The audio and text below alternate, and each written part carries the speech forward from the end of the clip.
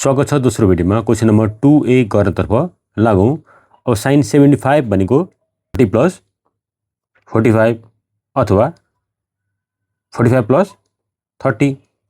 हामीले 30 प्लस 45 या 45 प्लस 30 लिने छौं। 30 प्लस 15 हामीले लिने छैनौं। किन लिने छैनौं भन्दाखेरि 60 को भ्यालु त यहाँनेरि ट्रिग्नोमेट्रिक रेशियो टेबलमा छ तर 15 को छैन। त्यसकारणले हामीले 30 प्लस 45 लिने छौं या 45 प्लस 30 लिने छौं। अब मैले चाहिँ 45 प्लस 30 गरेँ। यसको मतलब sin 75 को ठाउँमा हामीले के गर्ने भन्दा 45 प्लस 30। त्यस्तै प्लस cos यो 75 डिग्री को ठाउँमा हामीले 45 डिग्री प्लस 30। यो चाहिँ हाम्रो अब sin a प्लस b को फर्ममा छ। त्यसकारण यसलाई हामीले फर्मुलामा लगाउँ। sin a प्लस b को फर्मुला यहाँनेरि छ। अब हाम्रो a को ठाउँमा 45 छ, b को ठाउँमा 30 छ। त्यस्तै यतापटि गएला हामीले cos a प्लस b को फर्मुला लाने छौं। a को ठाउँमा 45 लेख्ने छौं भने b को ठाउँमा 30 लेख्ने छौं।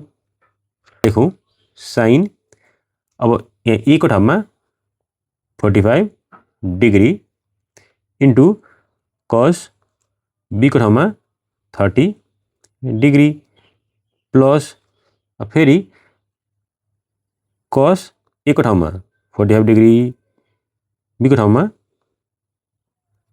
30 डिग्री। हामीले यतिसम्मको फर्मुला हामीले युज गरिसक्यौं। अब प्लस अब यसलाई पनि cos a प्लस b को फर्मुलामा लगौं। जहाँ जहाँ a छ त्यहाँनेरि 45 हालौं, जहाँ जहाँ b छ त्यहाँनेरि 30 हालौं। sin 45 भनेको 1/√2 इन्टु cos 30 भनेको यहाँनेरि हेर्नुस् त √3/2।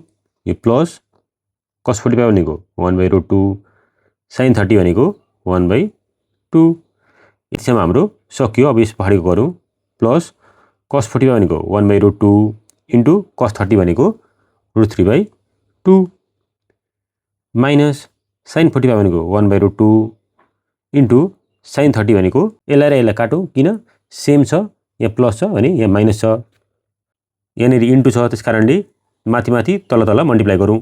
1 इन्टु √3 √2 इन्टु 2 2√2। त्यस्तै प्लस 1 इन्टु √3 मुनिपट्टि √2 इन्टु 2 2√2 इक्वल टु मुनि सेम छ भने एल्सियम 2√2 माथिकोलाई एड गरौँ। √3 प्लस √3 अब मुनिको सेम हाम्रो 2√2 माथिपट्टि भयो √3 प्लस √3 2√3। यो 2 र 2 क्यान्सल आउट भयो। हाम्रो रह्यो √3/√2। यो भन्नु र √3/2 भन्नु सेम भयो किन दुईटैमा रुट छ। यो चाहिँ हाम्रो के भयो, यो चाहिँ हाम्रो प्रुफ भयो। यसलाई चाहिँ मैले गरिन, केही हिन्ट चाहिँ दिनेछु। अब यहाँ के छ sin 15 cos 15। अब 15 निकाल्नु छ भने हामीले 15 को ठाउँमा 45 माइनस 30 या 60 माइनस 45 गर्न सक्छौं। तपाईहरुले यी दुईटामा कुनै एउटा छानेर गर्नु होला। यो 15 को ठाउँमा 45 माइनस 30 या 60 माइनस 45। यो चाहिँ मैले गरिन, तपाईहरुले यसरी नि गर्नु होला। अब क्वेशन नम्बर सी हेरेतर्फ लागौं। यसको गर्ने अर्को सर्टकट तरिका पनि छ, तर मैले त्यो गरिन किनकि हामीले अब कम्पाउन्ड एंगलको फर्मुला युज गर्नुपर्ने छ। त्यही भएर मैले कम्पाउन्ड एंगलको फर्मुला युज गरेर गर्ने भए। अब तरिकाहरू एक भन्दा बढी हुन सक्छन्। सुरुमा त मैले क्वेशन सारे, त्यसपछि दुईटैलाई मैले 10 को फर्ममा लाने भए 10 15 डिग्री प्लस cot 15 भनेको 1/10 15।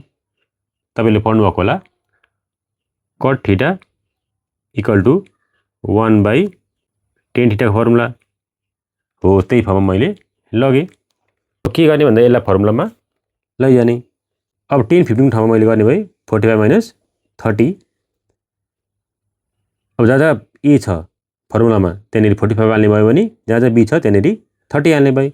यहाँनेरि हेर्नुस् त जहाँ जहाँ a छ त्यहाँनेरि मैले 45, जहाँ जहाँ b छ त्यहाँनेरि 30 हाल्ने भए किनकि 45 माइनस 30 भनेको 15 हो। इक्वल टु 10 माइनस 30 उताबाट नि सेम 10 45 डिग्री माइनस 30 यहाँ ठाउँ अलिक नपुग्ला जस्तो हो, त्यही भएर मैले अलिक अगाडिबाट गर्ने भएँ। अब मैले 10 45 माइनस 30 लाई 10a माइनस b को फर्मुलामा लाने भए। जहाँ जहाँ a छ त्यहाँनेरि 45, जहाँ जहाँ b छ त्यहाँनेरि 30। 10 45 डिग्री माइनस b को ठाउँमा हाम्रो के छ 30 छ, त्यही भएर 30 डिग्री बाई मुनिपट्टि जहाँ जहाँ a छ त्यहाँनेरि 45, b भएको ठाउँमा के त भन्दा 30।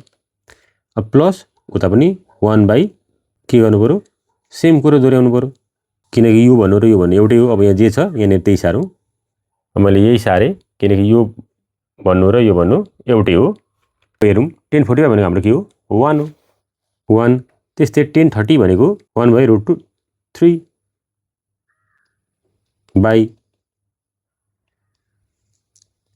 1 10 40 भनेको 1 इन्टु 10 30 भनेको 1 बाई रुट 3 प्लस 1। अब यहाँ जे छ यहाँनेरि त्यही सारौँ, किन यहाँको र यहाँको हाम्रो फर्मुला एउटै छ, त्यही भएर यो जे छ यहाँनेरि त्यही सारौँ। 1 minus 1 by root 3 by 1 plus 1 into 1 by root 3। यहाँ ठाउँ छैन, फेरि अगाडिबाट गर्न थालौँ। एलसिएम लिउँ, एलसिएम आउँछ रुट 3, एलसिएम आउँछ root 3, root 3 into 1 root 3 minus 1। अब यहाँनिर अलिकति हेर्नु ल, योसँग के छ रुट 3 छ, त्यही भएर यो 1 जस्ताको त्यस्तै भयो। अब योसँग रुट 3 छैन, त्यही भएर यसलाई रुट 3 ले मल्टिप्लाई गरेको। अब मुनि पनि सेम, अब योसँग के छ यो 1सँग के छ रुट 3 छ, त्यही भएर यो 1 जस्ताको त्यस्तै।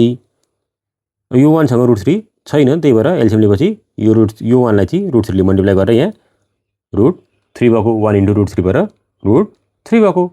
यस्तो 4 स्टेप छ भने के हुन्छ, यस्तो 4 स्टेप छ भने चाहिँ माथिको 2 स्टेप जस्ताको त्यस्तै, मुनिको 2 स्टेप के हुन्छ उल्टिन्छ, अनि तल र माथि काट्न मिल्छ।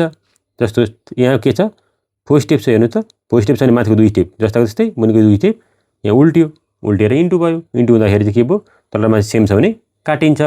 मैले यो सबै नदेखाएर मैले चाहिँ यिनीहरू काटिदिने भयो, यो रुट 3 र यो रुट 3 पनि काटियो। त्यस्तै यहाँ तलबाट पनि यहाँ काटेपछि यहाँ पनि काटिने भयो। अब रह्यो यहाँनिर के भन्दाखेरि हेर्नुहोस् यहाँ रह्यो रुट 3 माइनस 1, मुनिपट्टि रह्यो रुट 3 प्लस 1। अब यतापट्टि के छ 1 को मुनि सेम कुरा रह्यो root 3 minus 1 by root 3 plus 1। अब थोरै बुझौँ ल, र बिचको स्टेप कुन मेन स्टेप यो हो। यहाँ सुरुदेखि हेर्दै आउँ त, हाम्रो बिचको बाईको मेन स्टेप यो हो, यहाँनिर यो हो, यहाँनिर यो हो, त्यस्तै यहाँनिर यो हो, यहाँनिर यो, यहाँनिर यो। अब यो यसको मतलब के हो, योभन्दा माथि 2 स्टेप छ, मुनिपट्टि 2 स्टेप छ भनेको, माथिपट्टि 2 स्टेप त पुगेन भने के हुन्छ 1 बाई 1। अब मुनिपट्टिको 2 स्टेप अघि मैले के भनेको थिएँ उल्टिन्छको मतलब यो मुनिको माथि जान्छ, अनि के हुन्छ इन्टु हुन्छ रुट 3 माइनस 1 मुनिपट्टि। हेर्नुहोस् है त, यो स्टेप जस्ताको त्यस्तै यो भयो हाम्रो बिचको स्टेप, यो स्टेपभन्दा माथि 2 स्टेप हुन्छ, मुनिपट्टि 2 स्टेप। अब यहाँ एउटा मात्र देखिरहनु भएको छ, त्यही भएर 1 मुनिपट्टि यो 1 भनेको यो भयो, योभन्दा मुनि मैले 1 थपेँ 2 स्टेप बनाउनलाई। 1 बाई 1 भन्नु र 1 भन्नु एउटै हो। र यहाँ 2 स्टेप, यो 2 स्टेप गरेर 4 स्टेप भयो। 4 स्टेप हुँदाखेरि मुनिको 2 स्टेप चाहिँ के हुन्छ उल्टिन्छ। उल्टिन्छको मतलब यो रुट 3 प्लस 1 माथिपट्टि गयो, रुट 3 माइनस 1 मुनिपट्टि आयो। अब 1 लिएर मल्टिप्लाई गर्दाखेरि root 3 plus 1 by root 3 minus 1 नै हुन्छ, त्यही भएर मैले root 3 plus 1 by root 3 minus 1 लेखेँ। अब एलसिएम लिउँ, एलसिएम के हुन्छ root 3 plus 1 into root 3 minus 1। माथिपट्टि हेरौँ, यो लेखौँ सुरुमा रुट 3 माइनस 1। अब योसँग यसको मुनि हेरौँ त, यसको मुनि यो दुईटा मध्ये कुन छैन भन्दाखेरि रुट 3 माइनस 1 छैन। हेर्नुहोस् त यसको मुनि के छ रुट 3 प्लस 1 त छ, तर रुट 3 माइनस 1 छैन, त्यही भएर यसलाई रुट 3 माइनस 1 ले मल्टिप्लाई गर्ने, बिचमा प्लस। यो के छ रुट 3 प्लस 1, 3 प्लस 1 को मुनि रुट 3 माइनस 1 त छ, तर के छैन रुट 3 प्लस 1 छैन, रुट 3 प्लस 1, त्यही भएर लेखेँ। पेजमा जाउँ। अब तपाईहरुले एउटा कुरा बुझ्नु पर्यो, जस्तो a +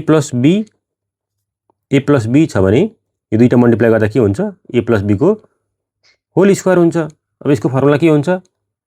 a² + 2ab + b²। त्यस्तै अब माइनस छ भने a - b सेम मल्टिप्लाई हुन्छ भने के हुन्छ?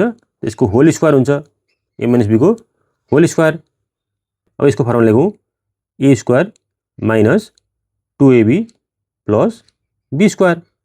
त्यस्तै अब यहाँ a + b छ एकतिर, अर्कोतिर a - b छ भने चाहिँ यो चाहिँ a² - b² को फर्ममा जान्छ। तपाईहरुले यति बुझिसक्नु भएपछि हाम्रो यहाँ के छ? √3 - 1 √3 - 1। अब यसको के हुने हो? होल स्क्वायर हुने भयो। त्यस्तै √3 + 1 √3 + 1 यसको पनि के हुने हो? होल स्क्वायर हुने भयो। लेखौँ, √3 + 1 को होल स्क्वायर, बीचमा हाम्रो प्लस छ त्यसपछि √3 - 1 को होल स्क्वायर बाइ तलपट्टि भने हाम्रो अर्कै छ हेर्नु त, √3 + 1 √3 - 1। अब यसको के हुने भयो? कुन फर्ममा जाने भयो? a² - b² को फर्ममा। एउटामा प्लस छ अर्कामा माइनस छ भने चाहिँ a² - b² को फर्ममा जान्छ। यहाँ हेर्नुस् त, यहाँ सेम छ, एउटामा प्लस छ एउटामा माइनस छ भने a² - b² को फर्ममा जान्छ। त्यसैले √3 को होल स्क्वायर - 1 को होल स्क्वायर। यसलाई हामीले अब a मान्छौँ, यसलाई b मान्छौँ, अनि हामीले a + b होल स्क्वायर को फर्मुलामा लान्छौँ। लेखौँ त, a² + 2 a को ठाउँमा हाम्रो √3 * b को ठाउँमा 1 + b²। त्यस्तै उता पनि a² - 2ab